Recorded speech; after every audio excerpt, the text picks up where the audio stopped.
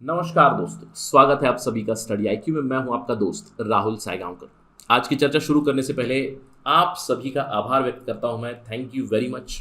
आप सब ने हमें बहुत प्यार दिया है, बहुत समर्थन दिया है, जिसकी वजह से हम आज एक 12 मिलियन फैमिली बन चुके हैं। स्टडी आईक्यू धीरे धीरे माइलस्टोन्स अचीव कर रहा है। बहुत सारे और भी माइलस्टोन्स आने हैं। आपने हमारा साथ कंटिन्यूसली दिया है और मैं आशा करता हूं कि आप हमें आगे भी समर्थन करते रहेंगे। We expect your love and support. और मैं आशा करता हूँ कि आपने सरप्राइज गिफ्ट जरूर अवेल किया होगा। अगर नहीं किया है तो you can always download our app from Google Play Store. Study IQ का ऐप डाउनलोड कीजिए, वहाँ पे एक स्पेशल गिफ्ट अवेलेबल है फॉर द एस्पिरेंट्स। चलिए आज की चर्चा शुरू करते हैं। और आज हम लोग एक बहुत ही दिलचस्प विषय पर चर्चा करने वाले हैं। हमारी चर्चा का विषय है ऑर्गेनिक आधार। अब आप सोच रहे होंगे, सर मैंने आधार कार्ड तो सुना हुआ है, आधार नंबर तो सुना हुआ है, ये ऑर्गेनिक आधार क्या है, क्या ये आ चुका है? देखिए, आप खबर देख सकते हो, गवर्नमेंट इज मलिंग, यानी कि अभी तक ऑर्गेनिक आधार नहीं आए हैं। गवर्नमेंट अभी सोच रही है, अनाउंस कर चुकी है, शायद हम लोग आगे चल के ऑर्गेनिक आधार इंप्लीमेंट करेंगे to weed out bogus data. तो आज हम लोग यहाँ पे चर्चा करेंगे ये ऑर्गेनिक आधार एग्जैक्टली है क्या, इसको कैसे लाया जाएगा, साथ ही साथ इसके फायदे क्या होंगे, ये हम लोग चर्चा करेंगे। अगर आप यूपीएससी सिविल सर्विसेज की तैयारी कर रहे हैं, फिर स्टेट पीएससी की तैयारी कर रहे हैं, तो ये आपके लिए काफ़ी रिलेवेंट इन्फॉर्मेशन रहेगी ऑर्गेनिक आधार। क्योंकि देखिए, ऑर्गेनिक फार्मिंग के ऊपर बहुत सारे सवाल आते हैं, ऑर्गेनिक प्रोडक्ट्स, ऑर्गेनिक फार्मिंग, जिससे जुड़े हुए सब्जेक्टिव सवाल भी आ सकते हैं। अगर सवालों में आ जाए कि इंडिया ने क्या क्या स्टेप्स लिए हैं, तो एक स्टेप हो सकता है या फिर एक सुझाव हो सकता है ऑर्गेनिक आधार को इम्प्लीमेंट करने का। इस डिस्कशन में समझेंगे इससे हमें मदद क्या मिलेगी, what will be the advantages of organic Aadhaar, ये भी जानेंगे। तो ये रहेगा एजेंडा हमारी आज की चर्चा का। To get to know that information, मेरे साथ बने रहिए स्टडी आईक्यू पे। और अगर आप तैयारी कर रहे हैं यूपीएससी सिविल सर्विसेज की, डू विजिट आवर वेबसाइट। यहाँ पे आप डेमो क्लास ले सकते हैं, आप देख सकते हैं हमारे कोर्स के बारे में, उसके फीचर्स के बारे में। स्टडी आईक्यू का दूसरा नाम है क्वालिटी। आपको यूपीएससी सिविल सर्विसेज की कोर्स में वही क्वालिटी आपको मिलेगी। हम लोग आपको गाइडेंस देंगे फॉर प्रीलिम्स, फॉर मेंस, उसके बाद पर्सनैलिटी टेस्ट के लिए भी आपकी गाइडेंस होगी, वीकली डाउट क्लियरिंग सेशंस होंगे। तो एक कॉम्प्रिहेंसिव प्रोग्राम बनाया गया है एट एन अफोर्डेबल प्राइस। और अगर आप ये कोड इस्तेमाल करेंगे राहुल 33 एट द चेकआउट, आपको 33% डिस्काउंट भी मिलेगी। स्टडी आईक्यू का उद्देश्य ये है कि हम लोग ज़्यादा से ज़्यादा लोगों तक पहुँचे, स्पेशली ग्रामीण भागों में। बहुत से लोग आकांक्षी होते हैं कि यूपीएससी सिविल सर्विसेज की तैयारी करें, लेकिन एक मिसकॉन्सेप्शन होता है कि काफ़ी टफ होती है, एक्सेसिबिलिटी नहीं है, कैसे मैं कोचिंग जाऊँ, सेंटर्स जैसे कि दिल्ली सेंटर है, अगर मैं दिल्ली ट्रैवल नहीं कर सकता, कोर्स के लिए लाखों रुपए लगते हैं। तो ये सारे मिसकॉन्सेप्शन है। आप जस्ट हमारे वेबसाइट पे जाइएगा, आपको बहुत सारी इन्फॉर्मेशन मिलेगी where we will be guiding you through your preparation. चलिए चर्चा शुरू करते हैं। जैसे कि मैंने आपको बताया, एपीडा गवर्नमेंट की एक बॉडी है, agricultural and processed food products export development authority. इन्होंने ये कहा है कि we are mulling of implementing organic Aadhaar. क्यों? क्योंकि जो बोगस एनरोलमेंट होती है, जो फेक डेटा आता है under the national programme for organic production, उसको हम लोग वीड आउट करना चाहते हैं। अब ये क्यों करना चाहते हैं आपको थोड़ी देर में पता चलेगा, लेकिन एग्जाम के दृष्टिकोण से ये एपीडा है क्या? What is this APEDA? APEDA stands for agriculture and process food products export development authority. एक स्टैट्यूटरी बॉडी, आपको ध्यान रखना है, एक स्टैट्यूटरी बॉडी है जो स्टैट्यूट के तहत बनी है, यानी कि लॉ के तहत बनी है। Agriculture and processed food export development authority act 1985 के तहत ये बॉडी बनी है एपीडा। किस मिनिस्ट्री के अंडर आती है? It comes under ministry of commerce and industry. और इनका काम क्या है? सिंपल, नाम से ही आपको पता चल रहा है, एक्सपोर्ट डेवलपमेंट।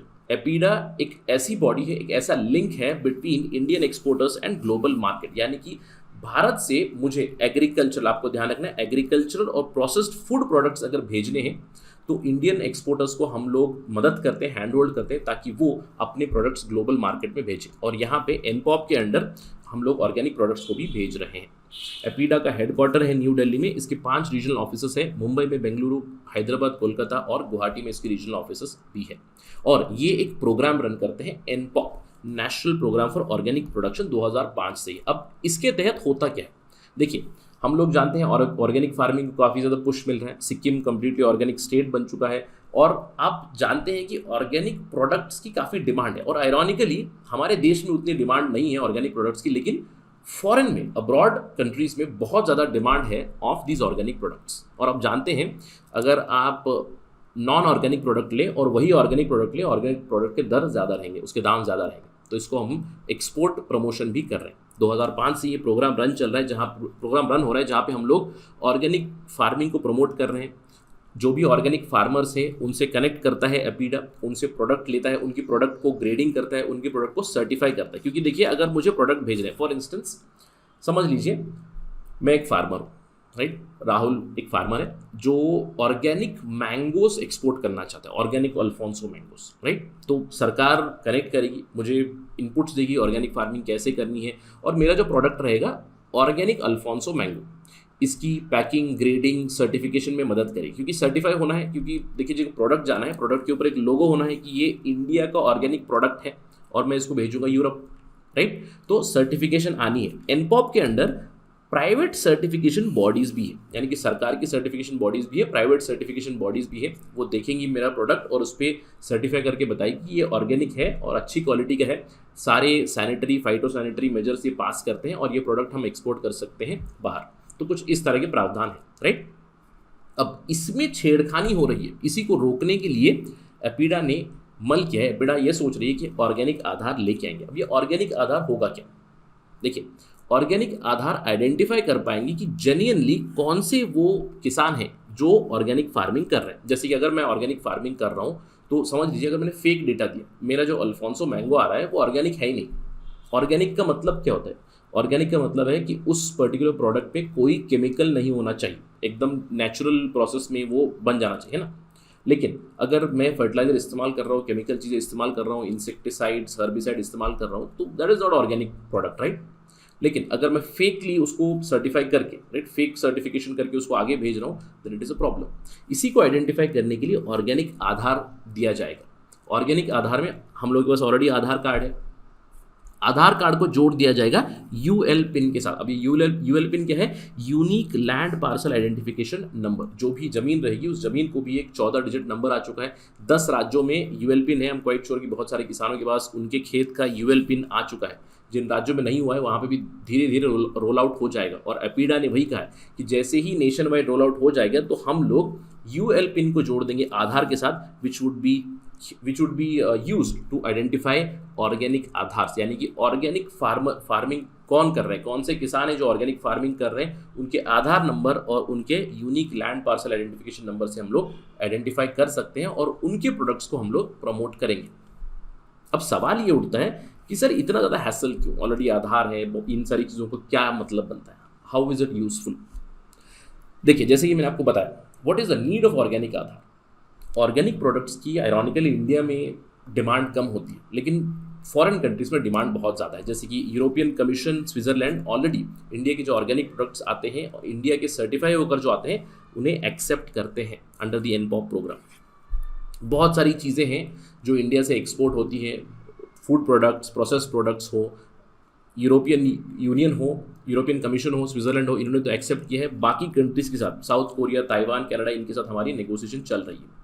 लेकिन हाल ही में कुछ इंसिडेंट्स हाईलाइट हुई है। स्पेशली कुछ प्रोडक्ट्स गई थी ऑर्गेनिक सेसाम की, राइट, तिल की कुछ प्रोडक्ट्स गई थी, ऑर्गेनिक तिल पहुंची थी यूरोप, जहां पे कुछ केमिकल रेसिड्यू पाई गई जिसकी वजह से प्रॉब्लम हुई। अब यूरोपियन यूनियन के लोगों ने कंप्लेंट किया, एपीडा ने सर्टिफिकेशन एजेंसीज के खिलाफ एक्शन भी लिया। जिन सर्टिफिकेशन एजेंसीज ने इसको ऑर्गेनिक करार करके भेजा था, एक्सपोर्ट किया था, उनके ऊपर एक्शन ली गई है। इससे क्या होगा? इससे इंडिया का नाम खराब हुआ, इंडिया के फार्मर्स का नाम खराब हुआ, इंडिया के प्रोडक्ट्स का नाम खराब हुआ। इसीलिए ऑर्गेनिक आधार लाने की सोच रही है एपीडा। इसके अलावा हाल ही में इंडिया की तरफ से ऑर्गेनिक कॉटन पहुंचा था, जहां पे फिर से फेक डेटा की वजह से कुछ फोनी फार्मर्स ने फेक डेटा बनाकर ऑर्गेनिक कॉटन को बेचा था। तो ये सारे इंसिडेंट्स हो रहे हैं। इसी को रोकने के लिए ऑर्गेनिक आधार लाया जा रहा है। ऑर्गेनिक आधार कैसे मदद करेगा? बोगस डेटा को हटा सकते हैं। जो रियली ऑर्गेनिक फार्मिंग कर रहा है, जिनके प्रोडक्ट रियली ऑर्गेनिक है, उन्हीं को प्रमोट कर सकते हैं। और आप जानते हैं कैसे अट्रैक्टिव होगा। मैंने आपको सिंपल से एग्जांपल दिया। नॉर्मल प्रोडक्ट लीजिए, ऑर्गेनिक प्रोडक्ट लीजिए, दोनों के बीच प्राइस में अंतर रहेगा। ऑर्गेनिक का दर, ऑर्गेनिक के प्राइजेस ज़्यादा रहेंगे। यानी कि ऑर्गेनिक फार्मिंग अगर आप कर रहे हो और अगर आपके पास एक्सक्लूसिव एक आईडी है, जैसे कि वोटर आईडी है। अब वोटर आईडी है हमारे पास, इलेक्शन आईडी कार्ड है, इससे मुझे फ़ायदा मिल रहा है। क्या फ़ायदा है? कि मैं जाकर मैं ही वोट करूँगा। अब वैसे ही अगर ऑर्गेनिक आधार रहेगा, मैं ऑर्गेनिक फार्मर हूँ, मेरा जो ऑर्गेनिक प्रोडक्ट है उसके लिए नॉर्मल प्रोडक्ट से भी ज़्यादा प्राइस मिलेगा, प्रमोशन मिलेगा और मैं एक्सपोर्ट कर सकता हूँ। तो ये मेरे लिए भी फायदेमंद रहेगा। इसके अलावा एट द इंटरनेशनल लेवल हम लोग ग्लोबल मैप पे आ सकते हैं। ऑर्गेनिक स्टैंडर्ड्स हम लोग फॉलो कर सकते हैं, ऑर्गेनिक प्रोडक्ट्स को और भी ज़्यादा प्रमोट कर सकते हैं। और क्योंकि यहाँ पे बहुत ज़्यादा स्कोप भी है। देखिए, ऑर्गेनिक आधार अगर आएगा तो हम लोग धीरे धीरे अपना जो एरिया है ऑर्गेनिक फार्मिंग के अंडर उसको भी एक्सपैंड कर पाएंगे। क्यों? क्योंकि जैसे कि मैंने आपको बताया, भाई मुझे फ़ायदा है, अगर मैं ऑर्गेनिक फार्मिंग कर रहा हूँ, मुझे ज़्यादा पैसे मिल रहे हैं, राइट? अगर मेरी प्रोडक्ट को ज़्यादा पैसे मिल रहे हैं, एपीडा की तरफ से मदद मिल रही है, तो मैं एक्सपैंड करूंगा कि नहीं? बिल्कुल। और अगर हम लोग 2021 का डेटा देखें, इंडिया में ऑर्गेनिकली सर्टिफाइड जो एनपॉप के अंडर लैंड है वो था 43 लाख हेक्टेयर्स, और 43 लाख में से 16 लाख हेक्टेयर तो कुछ इस तरह का है जहाँ पे खेती नहीं होती है, it is simply wild harvesting, यानी कि जहाँ पे आपको आप स्पेसिफिकली ऑर्गेनिक फार्मिंग नहीं कर रहे हो, आप इन द वाइल्ड कुछ कर रहे हो, इन द वाइल्ड हार्वेस्टिंग हो रही है। That is also quite pure, right, without any sort of chemicals. इसका मतलब क्या है? इंडिया अभी फिलहाल केवल 2.7% ऑफ ऑर्गेनिक फार्मलैंड्स को कंट्रीब्यूट करता है, और अगर ऑर्गेनिक आधार आएगा, किसानों को भी मदद मिलेगी, किसान खुद ही एनरोल करेंगे कि मैं भी ऑर्गेनिक फार्मिंग करना चाहता हूँ। यस, इनपुट कॉस्ट थोड़ा सा ज़्यादा रहेगा, लेकिन उसी हिसाब से जो फाइनल प्राइजेस मिलेंगे वो भी ज़्यादा रहेंगे, तो हम लोग इस पर्टिकुलर एरिया को भी एक्सपैंड कर पाएंगे। तो काफ़ी सारे फायदे मिलेंगे ऑर्गेनिक आधार के। तो आशा करते हैं कि होगा, जब भी ये होगा हम लोग चर्चा करेंगे, इसकी इम्प्लीमेंटेशन के ऊपर डिस्कशन करेंगे, लेकिन अभी फिलहाल ऑर्गेनिक आधार शायद आ सकता है। एपीडा ने बताया है कि in future we might connect Aadhaar with the ULP. जब भी होगा हम लोग फिर से चर्चा करेंगे, but this is a very good suggestion for you for answer writing. Organic Aadhaar is a very good suggestion कि क्या मेजर्स हम लोग आगे ला सकते हैं टू प्रमोट ऑर्गेनिक फार्मिंग, आप ये सुझाव दे सकते हैं। With that note, let me and my discussion. Thank you for watching this. जय हिंद।